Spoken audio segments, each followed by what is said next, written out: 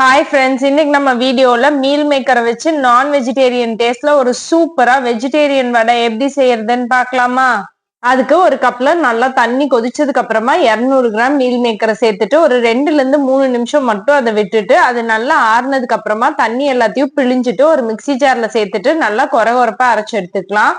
Pulse மோட்ல வச்சு ஒரு 2 வாட்டி கொடுத்தீங்கன்னா போதும். அது கூடவே 2 மீடியம் சைஸ் உருளைக்கிழங்க நல்லா வேக வச்சு அதுல சேர்த்துக்கலாம். கூடவே 1/2 கப் கடலை மாவு, 2 மீடியம் சைஸ் பெரிய வெங்காயத்தை பொடி பொடியா நறுக்கி சேர்த்துக்கலாம். 5ல இருந்து 6 பச்சை மிளகாய் காரத்துக்கு தகுந்த மாதிரி சேர்த்துக்கலாம். பொடி பொடியா நறுக்கின கொத்தமல்லி, பொடி பொடியா நறுக்கின கருவேப்பிலை, 1 டேபிள் ஸ்பூன் இஞ்சி பூண்டு பேஸ்ட், 1 டேபிள் ஸ்பூன் உப்பு எல்லாத்தையும் சேர்த்துட்டு நல்லா பசைஞ்சுக்கலாம்.